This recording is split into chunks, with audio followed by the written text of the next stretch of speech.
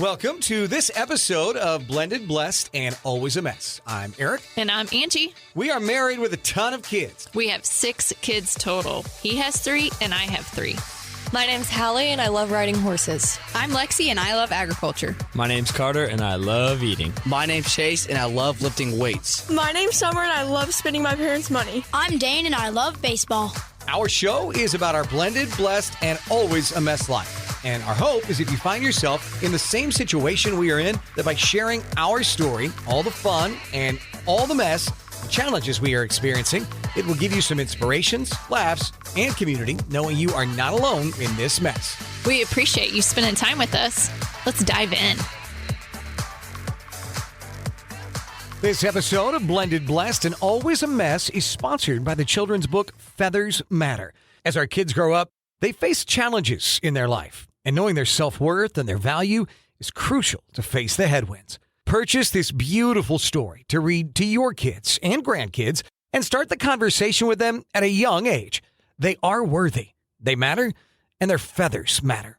You can find the link to order on our Blended, Blessed, alwaysamess.com page. Mention code #blessed for an autographed copy. Welcome to this week's episode of Blended, Blessed, and Always a Mess. And Angie and I are excited this week because one of our friends that we've had for several years now is joining us. And she actually was the wedding planner at our wedding on the day the crew said I do. So if you've listened from the very beginning, we did a whole episode on the crew says I do.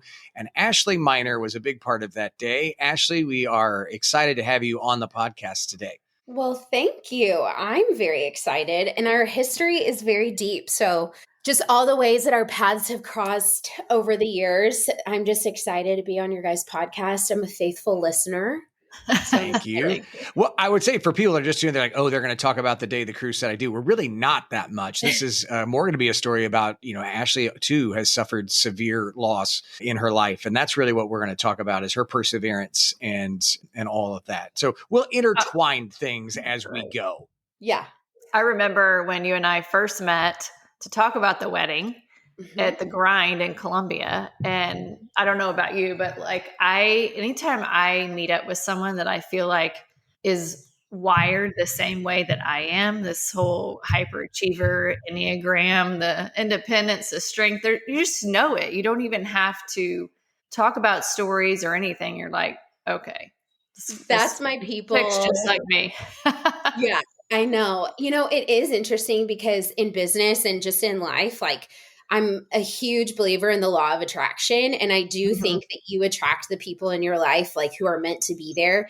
And sometimes they're exactly like you. And sometimes they're the polar opposite of you. And I'm really lucky in my friend group to have people like you who are very much like me. And then people who are total opposites to help guide my crazy train. I don't mean this to be crazy train, but I am sidetracked. Are those Halloween fingernails that you're rocking today?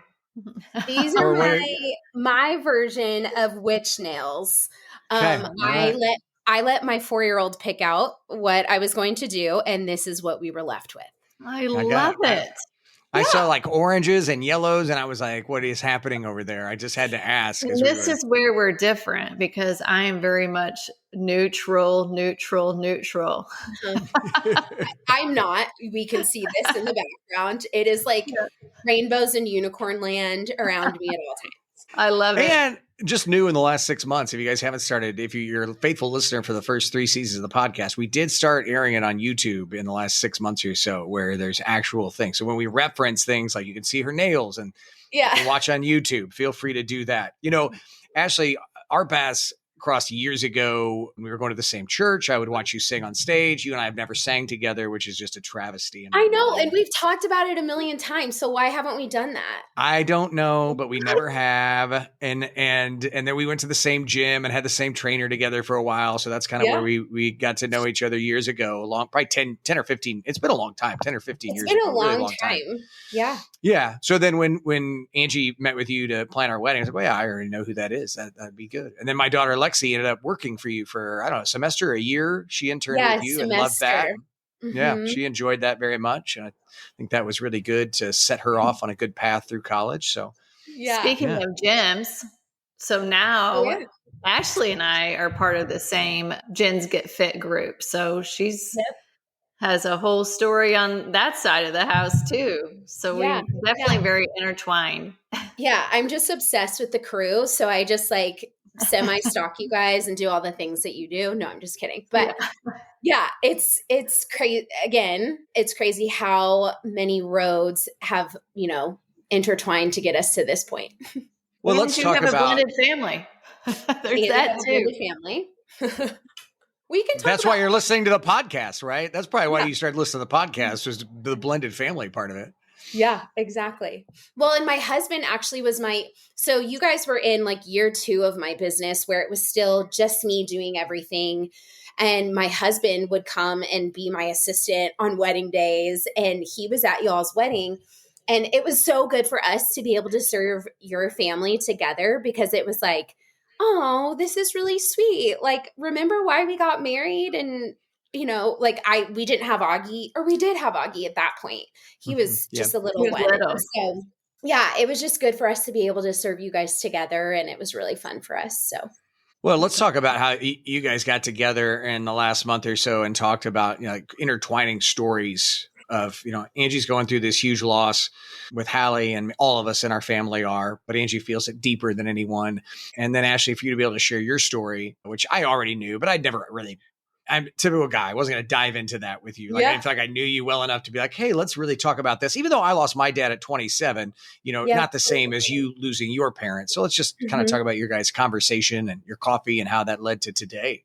Yeah, I'll just jump in real quick because I think there's a lot of times when you are connected to someone, you have this friendship, that there's still things that you don't really dive into. And so I knew you had extreme loss as well, but like, even though all of our paths have crossed, we never really just sat down and talked. Like, we messaged back and forth and all the things.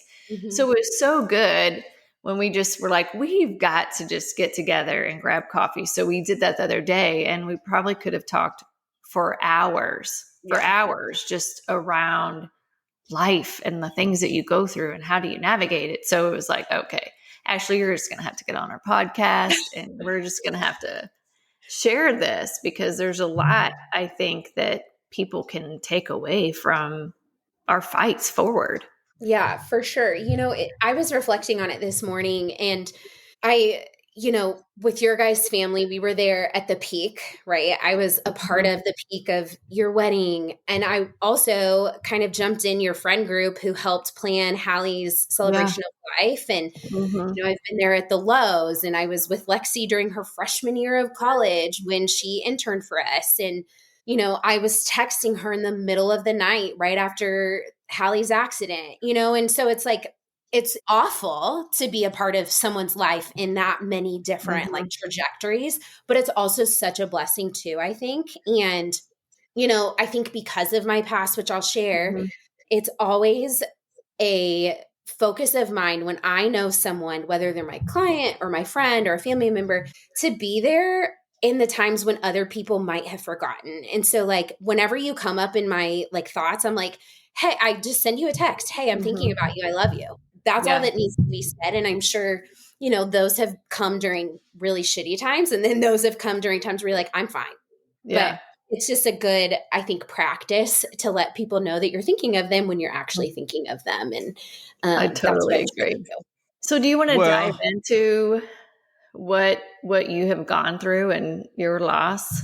Sure. We've like been building up to this moment and leading to like this horrible thing. Yeah. So I'm 38 now. So when I was 11 years old, my parents died, both of them in one tragic accident. What a lot, and a lot of people actually don't know my story. I haven't always been very forthcoming about it. A lot of people in this community, especially, they're like, oh my gosh, your family is amazing. Oh my gosh, you have the best parents. They don't know my parents or my grandparents. And so then when I'm like, oh, bomb, here's my story, they're like, holy cow, would have never expected that. So my parents died when I was 11, tragic accident. In kind of the year leading up to that point, their lives had kind of taken a pretty drastic turn.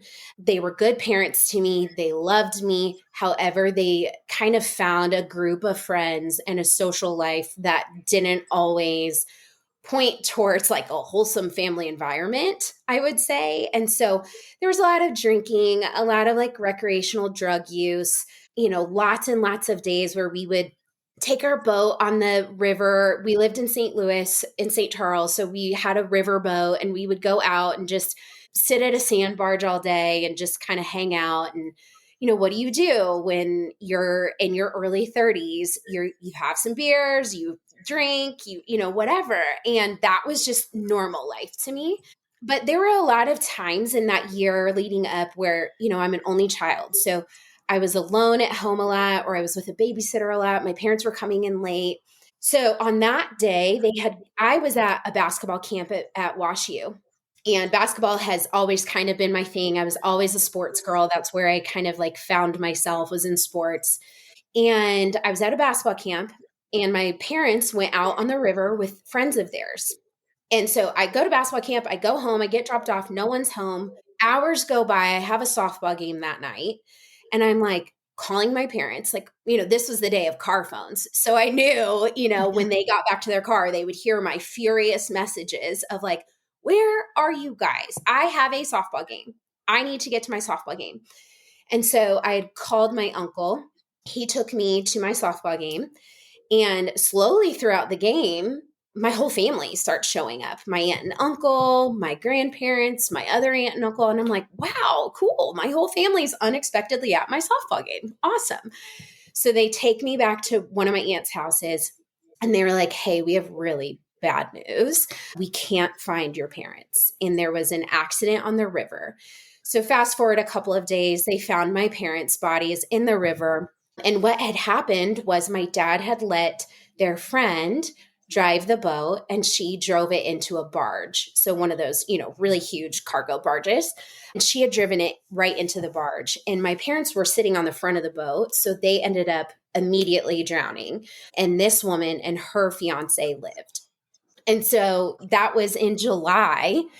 And, several days go by, and my grandparents actually lived in Colombia at the time. They had an apartment in St. Louis because my grandpa's business was in St. Louis. So they came back and forth quite a lot. And we just kind of waited it out until we got that awful news that they had passed. So, and you're the only child. And I was the only child. Mm-hmm. It's just so, I don't even know how to process that, because you're 11 and you lose both parents. I mean, at 27, losing my dad, I thought was the worst thing ever until Hallie died. So 11, there's so much of you to develop as a human being, right? You're getting ready to go into those awful teenage years. And I can't imagine the myriad of emotions that you would go through then over the next, not just 5 years, but up until now. I mean, you had a lot of time to process and figure out how to be your own woman and have your own family. But what was it like for the next several years trying to figure life out? And I knew your grandparents, incredible people. They were great people. I guess your grandma's still alive. I don't mean to say. Yeah. Sorry. No, she's still with us. Don't worry, everybody. That didn't come out right. Sorry, that didn't come out right. But your grandfather had passed a few years back, and they were amazing. And so that's when I first met you. Richard was like, oh, these are her parents. But I was like, are they really her parents? That seems, there was like a disconnect until I put the pieces together, right? So what was it like for you then after the tragedy happened? Yeah. I mean, I'm sure you guys relate to this. It was hard. Like there's nothing else to say about it. Like it's just hard. There's no other way to phrase it. I think as a kid, I knew that what I had experienced was humongous and devastating, right? Like you get used to, oh my gosh, this song reminds me of my mom. I want to listen to it with my mom, and you can't. Sorry. I think don't apologize. As an adult now, with my own child, I look back on that and it really is devastating. And I wish I could go back to that girl and just hug her. And not tell her that it's going to be okay, because it's not. Angie, you guys know that. It's not going to be okay. It will never be okay. Never. But just to know that, like, there's no kind of like performance that you have to do. There's no kind of debt that has to be paid. There's no kind of reasoning that's ever going to make it okay. But like, you can feel it, you can experience it however you want to, and that's okay. Mm-hmm. You know, I'm aware that everyone has their own perceptions of events. Yeah. And, you know, as an That's 11-year-old, yeah, you know, as an 11-year-old, there's a lot of things that get edited to be age appropriate. And I'm sure that you guys have experienced that with Chase and Summer, right? Like, mm-hmm. there are things that 15-year-olds just don't need to know. There were things that 11-year-olds just didn't need to know. I knew what my experience had been up until that point. But, you know, I'm really lucky. I really do have an amazing family.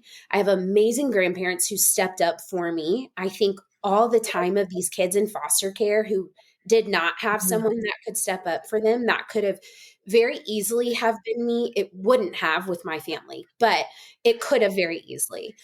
I just am so thankful for a family and an environment that was like so open and judge less, and just said, like, feel what you need to, do what you have to do, process it however you want to process it.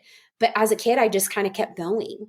You know, there was no other option. You go to school, you go to practice, you have sleepovers, you still have your birthday parties. Like, there was just no other option than just to like keep putting one foot in front of another. Good, bad, and different. I don't know. How quickly then did you move to Colombia? Was it like immediate for that following? That's July. And then by August, September, you're in Colombia going to a new school, new people, new everything? Thank God. So no, thank God. You know, my grandparents, like I had said, my grandpa's business was in St. Louis as well. And so he was able to say, hey, we'll move there for a year. We'll see how this goes. Like, she needs some normalcy. And so they rented a house. We sold my parents' house. We rented a house, and I got to start school there. Did my whole 6th grade year in St. Charles. And then, you know, I vividly remember them sitting me down and being like, so we're moving to Colombia. And I was like, gross. No. All I knew of Colombia was like my grandparents' house, my family's houses, Mizzou games. And I was like, ew, sounds awful. Yeah. It sounds like you're almost a teenager. And so, yes, that's what it, yes. Yeah. I was like, they have one mall and it sucks. Like, I don't Some things have not changed. Still one. No. Still sucks. Yeah. But yeah, I mean, I was lucky, you know, that they let me, you know, stay for a year, kind of be around my support group and not have to do all of the new things. And again, I think that's, you know, I was really close with my grandparents growing up. I would go to their house for weeks at a time. And I see God's hand in my life growing up, and like having grandparents who were super flexible and able to take in their grandchild, and having the opportunity to be in St. Louis and Columbia and, you know, kind of continue my life. You know, not a lot of people have that luxury. And I really do think it is a luxury that not a whole lot of my life changed aside from losing my parents. Yeah, I can't imagine. I mean, it has to be so interesting to be where you are right now and look back at everything that you have gone through. I mean, you just saying, you know, I want to hug that girl. I can so relate to that because even though I was not a young girl, I look back at pictures of me just a couple years ago and I'm like, you see a different person than who you are now. And I can't imagine being that young and going through all of that loss and then move and new friends and all of that. Like, how do you think you did it? And I know you mentioned you just kept going, but like, do you remember like what were those guiding things for you? Because you have like such a beautiful energy about you. Which, you know, it's all choices that people make. You could be have a hardened heart with everything that you've went through, even though you had amazing parents and grandparents. Like, still, that's such tragedy to navigate. What do you think kept you going? You know, and again, I was reflecting on all of this morning, like to be prepared. And I had always grown up in a private Christian school. up until that point, I had this basic knowledge about God. And, you hear about Jeremiah 29:11, and I know the plans I have for you. Do I think that God's plan for me was for my parents to die? I mean, yes and no. Like, if I believe that in God's divine providence, yes. But do I think he wanted me to hurt in that way? No. But I do see how it like has shaped my life. With that being said, the summer that I moved to Colombia, I was 12 years old. My cousin had grown up going to Kanakuk camps, and she was like, "You have to come." So my grandparents, again, thank God, sent me. And I like actually accepted Jesus as my Lord and Savior at that point. Then I went to a different Christian school here that was like at the time wild and out. Like seventh grade, I remember my teacher speaking in tongues, and I went home and I was like, my teacher was speaking Chinese. My grandma was like, "Say what?" Like, but being in that like really tight knit Christian community seriously helped me. I think just having that backbone of like, God's got me, like, he's not going to forsake me. He loves me. I think that has just always been the driving force behind my life since I was 12 years old. Has that always been like at the forefront? No, it hasn't. But I can just very clearly see like God's hand guiding all the way through.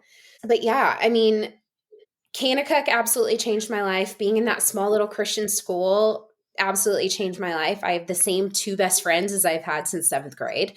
I'm very lucky. And then, I grew up in a really strong Christian home where we prayed, and my grandma got up and read her Bible every morning, and she would read it to you, even if you didn't want to listen to it, and you got a devotional for your birthday and Christmas every year.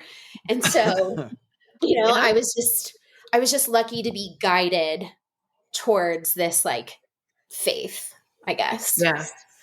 I mean, 1,000% agree. I can relate to everything that you're saying. I mean, when I struggle the most is when I'm praying the least. Yeah. And that is, I think, also what's helped me navigate this is having that foundation of belief that, for one, I will see Hallie again. Yep. And that things, I don't want to say things happen for a reason, but you can take the pain that you're going through and use that for good or for guidance or for learning how to show up every day. Yep. What do you feel like just this extreme loss and grief kind of has taught you in how you navigate life? I've been so, as my husband would say, I have built these walls up very well. I don't love bringing the people in. They can see here, right? Like they can see where the wall is. "Oh, Ashley, you're so joyful. Oh, Ashley, you're so amazing. Like you have this energy, and yes, that is absolutely true. And that absolutely is me. But it takes like very special people to get beyond this wall here. And I think, that started as a kid. It was self-protection. It was people telling you, "Oh my gosh, like you are doing so amazing, even with this tragedy. Oh my gosh, you're such a joyful kid for something so awful happening to you." And so what did I do? I put on this joyful face at all times. I was extremely like outgoing and extroverted. And, it kind of became this mask that I would wear in these times of like vulnerability. Like I'd rather like crack a little joke than actually like sit with someone in their pain, myself included, and I'm the worst about it. Yeah. So I'm like you in that I'm like, let's be around people. Let's tell a joke. Let's make things go. Angie sits in the suck and she'll sit in it for a while and she likes to be there. I don't know that she likes to be there, but she's good at knowing she needs to be there and doing it. And but I think what's interesting with that, even though I know I need to sit in it, is that I do wear a mask. You have to survive. I mean, I have a job. I have all these things. Like I even sometimes have a mask for my kids because I don't want them to feel that mom's struggling, right? All the time. And so for me, because that's not natural for me, it is exhausting. So it's almost like my body makes me go sit in it because I'm so tired of putting the mask on every day that at some point, it's about every week, it's like, oh my God, I just need time to myself because it's too much to have a mask on. So it's definitely a survival. Like, I think you have to do it to survive in some aspects, but then it's like trying to figure out, when do you actually let those walls down? When is it safe to let the walls down? That's hard to navigate. Who and why, and and again, right? Like, that goes back to the law of attraction. Like, you attract those people that you feel, hey, I can't open this up to you, and I know you're not gonna like make me feel any sort of way or try to like fix it for me. Like, I'm stubborn. I don't need you to fix anything for me. I will fix it myself. Thank you very much. Eric, does that sound familiar? Jesus, I'm sitting here going, oh God, I've heard this. Probably heard this last night. I mean, That's the man. way trauma is. If I could show you the text messages from my husband this morning. I'm telling you, and that's part of, like, you're right. Marriage is already hard. It's hard for everyone, right? And so then you throw in all the complicated parts of lives and things like that, the brokenness of this Genesis 3 world that we live in. And so you see Angie put a mask on to do daily life. You have to put a mask on to do your daily life that I'm sure Scott sees. And then you get behind closed doors. Sometimes you do let us in, and we want that honor. Like, it is an honor to be somebody that you share that with. But then there's other times where it's like, well, why don't I ever get the masks and act like you like me, like you like other people? You know, because that's what it is, right? You're putting on a mask and acting. It's like, so it is a real thing that people go through, for sure. Yeah. You know, it's interesting because. And yes, you're both strong and independent women. I'm well aware. Thank you. You know, I think if you talk to my family, right, they would say Ashley was so closed off to talking about her parents. Ashley never wanted to talk about it. And I didn't. Like, anytime they talked about it, I would just cry and like leave. And it wasn't until I met Scott, it was 29, 28, something like that. I don't know. I can't do math. When I met him, and he was like, hi, I'm your person, and we're just going to like rip this off of you. And it was like painful, beautiful, awful, and awesome all at the same time. And, you know, it wasn't until, honestly, like being with him for years where I was like, okay, I can like bear this part of my soul to you and not feel scared. And he has just been such a huge catalyst in like this healing journey, and like, hey, you really have a beautiful story. You need to share it with people. And so he's just been such an awesome helper and like servant to me in that way. And I'm very thankful for it, but it's also like created rifts in our marriage too. Yeah. I think it does for anyone. Absolutely. Absolutely. So as we think about how tragic this has been, not just for you, but it would be for anyone, what do you do if you're ever faced with the opportunity to talk to kids or other people that are going through serious trauma like ourselves? Do you give a certain kind of advice, or what kind of sharing do you do? And you know, I think the biggest thing, especially for kids, is just like knowing that they're not alone. I was very much alone. I was me, myself, and I, because I was an only child, and no one experienced it in the way that I did. So I think just letting kids know that they're not alone, especially now in the world of social media, where like everything is amplified times a million in their faces. And what I studied in school was youth and family ministry, youth and family studies. And so like, this is my whole background is kid stuff. And I love kids. It's what I did for a job for years and years and years and years. And what I have just continually seen over the years is kids feel like they are completely alone. No one understands them. No one will ever understand them. And that they can never tell anyone their deepest, darkest secrets, even their parents. And their parents are the worst people to tell. And so, you know, I'm such a huge proponent of telling them, like, you're not alone. You don't have to talk to me. I've always told our kids that you don't have to tell me, but you do have to tell somebody. Find whoever that somebody is for you. And if they feel like you need extra help, tell them that they can come to me, and I'm not going to like blow the world up. It's going to be okay. It's truly like a story as old as time. Kids think that no one understands them and they can't tell anyone anything. And it's everybody. Everyone feels that, not just a few people. Everyone at some point in their life feels that I'm not understood, or I'm not being heard or seen, or those things. So I think you being an outlet for people is a wonderful way to handle that. Well, and Angie, we've talked too about, Summer and Chase feeling this like responsibility for you, right? You're not responsible. Like, and I felt that very much for my grandparents. I felt this like insane amount of like indebtedness to them. And Scott and I were on a walk yesterday and we were talking about this, and it was like, they would say things like, oh, well, we sold our condo to build Ashley's house. And Ashley's house had a basketball court and a pool and my own master suite on the other side of the house from them. But their dream was to build a beautiful house in Fort Myers Beach. And they gave that dream up to build Ashley's house. That is a seemingly innocent statement, right? Anyone on the outside would hear that and be like, oh, that's so sweet. You built a house for your grandchild so she would feel loved and taken care of. Amazing.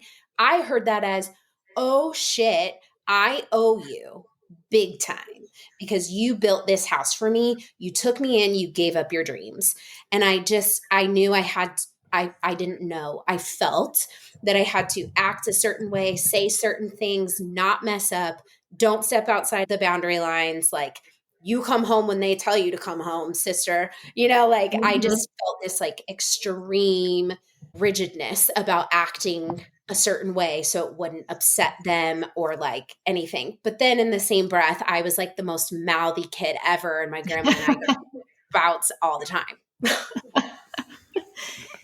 We wouldn't know anything about that in our house. No, our kids I am my father's child and I've got a mouth. It is interesting. Like I don't think you'll ever know. And I think that's why parenting is so hard too, is I wonder and think about too, like how I'm navigating this grief, how it will like later impact the kids or how that they've interpreted certain things. And you just don't know it. That's the hard thing. And I think it's hard to know how kids will even interpret or how it makes them feel. I don't know. It worries me in some aspects, right? Because that's parenting in general, honestly. Yeah. I think the greatest lesson in grief, honestly, is learning how to let go and taking a page from Al-Anon, AA, NA. It's like this language of letting go, which is a great book. It's like a daily read, but it really is like, I cannot control anything.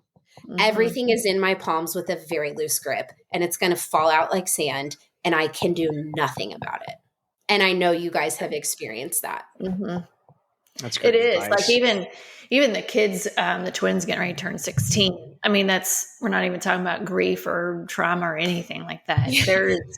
There is a constant letting go, a constant, I am not in control.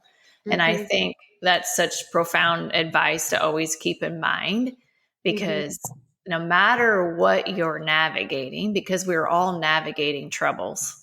Yeah. Not one of us not navigating troubles.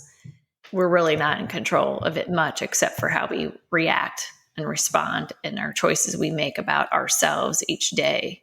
But you're not in control of how it impacts other people, how they perceive it, how they, all the things. So true. It's just a great reminder. It's scary. I want everyone's perception to be my perception. Right. Wouldn't that be great? But it's not.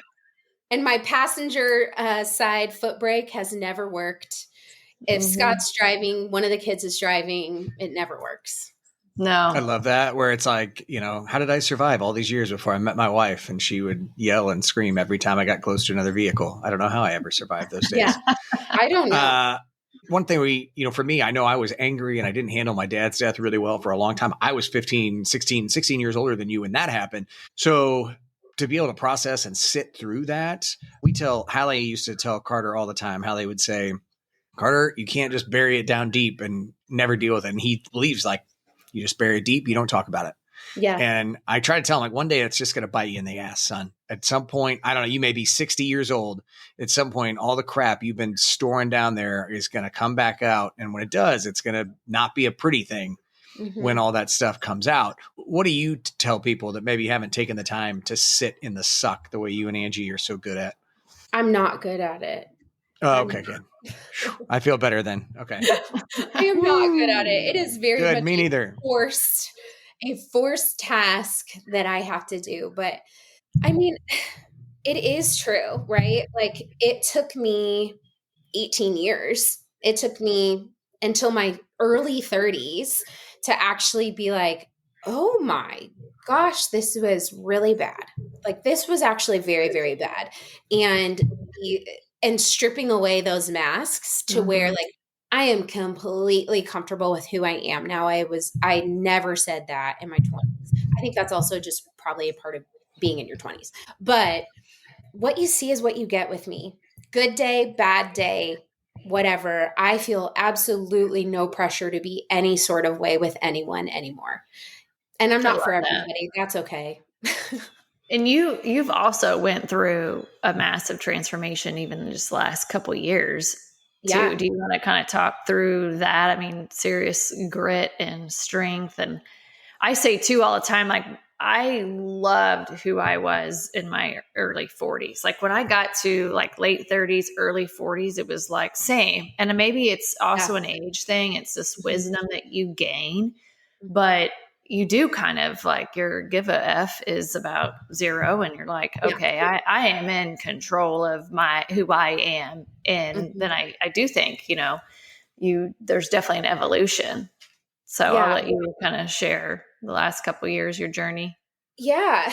Well, again, talking about the masks, one of the masks that I chose was that I was just this bigger body person and I weighed 270 pounds and, I was still working out 3 times a week and whatever, but then I was drinking a ton, eating a ton, like numbing, putting on this like suit of armor, literally, that was like, no one can get close to me because there's all this shit inside and I don't want you to see it. And so that manifested in retaining weight, using sugar as fuel, all of these things. And so my husband and I, marriage is not easy. And we separated for 8 months. And during those 8 months, I did a lot of soul seeking. And I had followed a cousin of mine. Well, I call her my cousin, but she's my cousin's cousin. She had this surgery where it's vertical sleeve. It's just a gastric sleeve. And she looked amazing. And I was like, gosh, what would that even look like? And so, I started talking to doctors. I was like, gosh, this is like so expensive. So I let it sit for a year and a half. Finally, I'm going through all this soul searching and I was like, you know what? I'm ready to get rid of this. Like, I'm ready to get rid of this armor. I've done the work internally. It's time. And so I had gastric sleeve surgery in 2022. And that just like shot me out of a cannon to where now I'm 135 pounds down and it's wild. And I have never been one to like share, oh, this is how much I weigh, but I weigh 135 pounds. So that's me on top of or next to me, that's just so wild. It's crazy. It's amazing. And my life is just wildly different. Obviously, I had a surgery and some people can poo-poo it. I don't care.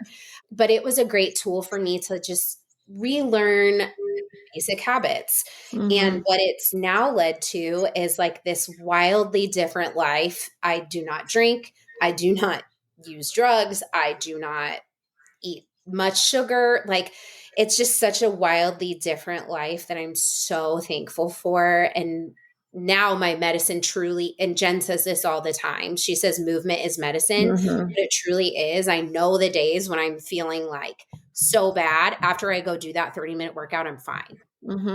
Or I can at least like see a way forward. Totally Angie works out a lot. when I I'm was just saying you do. stressed. Yeah, I mean, I get the rage out. yes. Oh my gosh. I mean, and there's a lot of times I cry through my workouts because it's so emotional. Like you have so much emotion to process that it's almost like this massive release to just let it all out. And I agree. I mean, I wouldn't have said that a couple years ago, that movement is medicine. And when you feel good, you do good. And it's like people don't give it enough credit for what it actually does to your body, to your brain, your mindset, all of it. So I 1,000% agree. But what a hard journey. I mean, that takes serious grit and strength. And I think too, you've been through so much that probably has enabled this fight as well. Like, Yeah. I can do this. I have been through shit, right? For a long time at such a young age that you can connect to that and use that as fuel. Yeah. It's interesting because I remember after I had the surgery, and I remember like the first argument I got in with Scott. And I was like, that's it. I'm a fleer. So, you have fight or flight. I'm a fleer. I just go get in my car and like drive around or go walk on the trail or whatever. And so we got in an argument. I left the house. And what I used to do is I would drive up to the break time up the street and go get some candy. And I was like, cool. Well, can't do that. So I guess we're going to go to the trail and get our walk on. And it was like this moment of like, oh my gosh, all my coping mechanisms have to be redone. And that was like the most beautiful thing.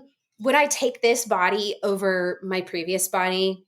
10 out of 10 days. Yes, I will do that. However, all of these ancillary things have been way better. Having to fix my coping mechanisms, relearning all of my habits, being a healthy example to my son who literally wakes up at the crack of dawn and he just watches me work out and he's doing his like little workout on the side. And, it's just, I would take that 9 out of 10 days. Some days I would really love a big fat margarita. Yeah. Right. Yeah. Hey, and not drinking is like the new thing. It is the new thing. It new was fad. it was cool. Yeah.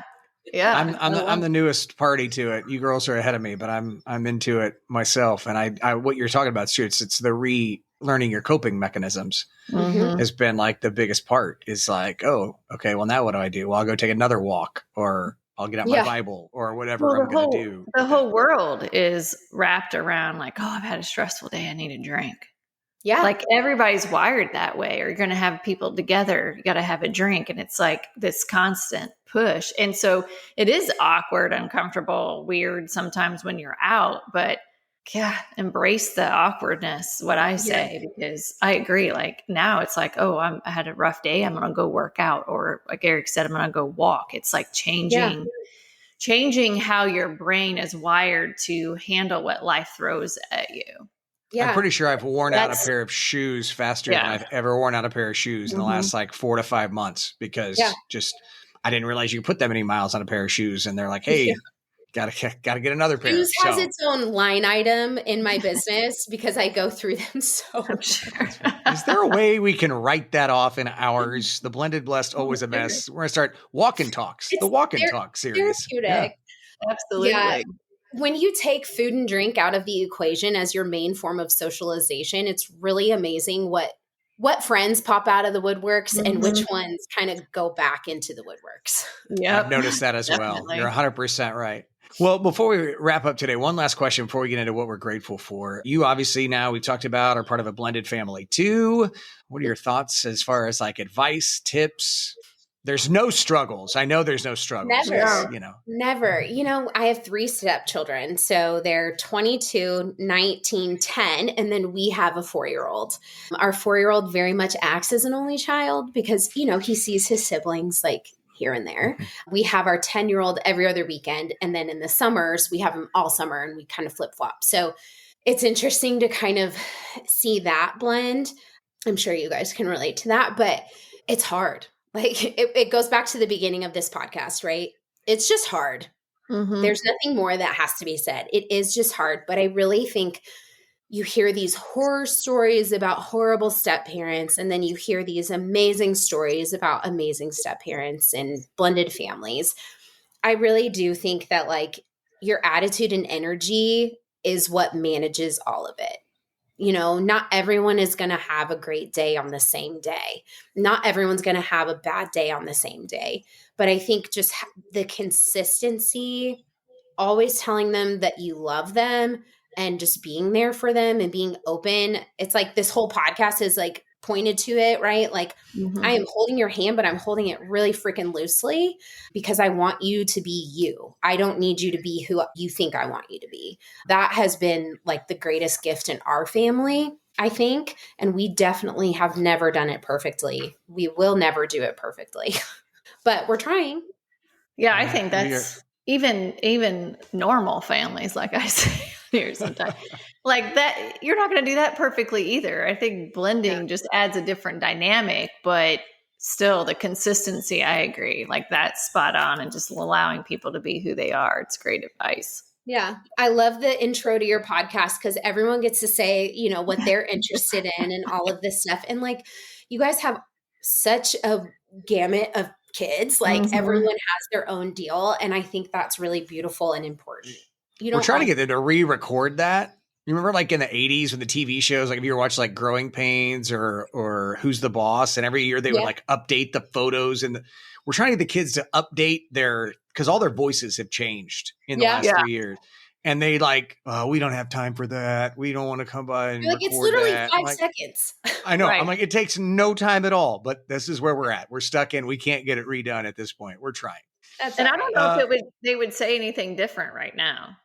Carter I don't either. But I don't know if they'll actually say anything different. It's similar. But definitely Chase and Dane's voices are much deeper than they were when we first recorded that. Well, so we always wrap our podcast talking about 3 things that we're grateful for. Ladies, who would like to go first today? I would assume Ashley's our guest, so we'd let her, but maybe she wants Angie to go first. You two independent women, you figure it out. You fight it out, women. I'm going to watch. No, we know how to play nice in the sandbox. Oh, okay. That's right. All right. I'll just go. I am very grateful for the opportunity to share my story. It is something that I've done very seldomly. So thank you for the opportunity. I am grateful for my health for sure and an able body to do the things that I want to do. And I'm very grateful for strong women like Angie who show me that there is a healthy, positive, amazing way to move forward in life without stepping on people's heads to get there. You're amazing. Amen. Thank you. I would say to you, before I let Angie go, I've always said this. I've said this on the podcast. One of the things that I loved about her that drew me to her was that other women were drawn to her. Mm-hmm. And I don't think I'd ever dated anyone that other women were drawn to, right? Mm-hmm. It just wasn't the case. Like, and with Angie, women, strong women, weak women, it doesn't matter. They're drawn to her because of who she is and how big her heart is. And she's always trying to help other people. So very kind of you to say that about her. And I wholeheartedly agree. I second. Good. I'll start off with that. I'm so grateful for what you do so well with your business and being that wedding coordinator, because you definitely made our wedding the most probably more memorable event that we have had. I mean, our kids still talk about it. Like it's just was such a beautiful thing that you created for us. So definitely appreciate that. And just grateful that we've crossed paths because we're both survivors and we both are independent, strong women, like we said, but agree like how we're wired is really to help other people. And you do that so well, and just grateful for women like you that are out there trying to make this world a better place. I also love what you do with the True North, which we didn't even dive into that. So you're definitely focused on giving back to the community, which is just such a beautiful thing. Thank you.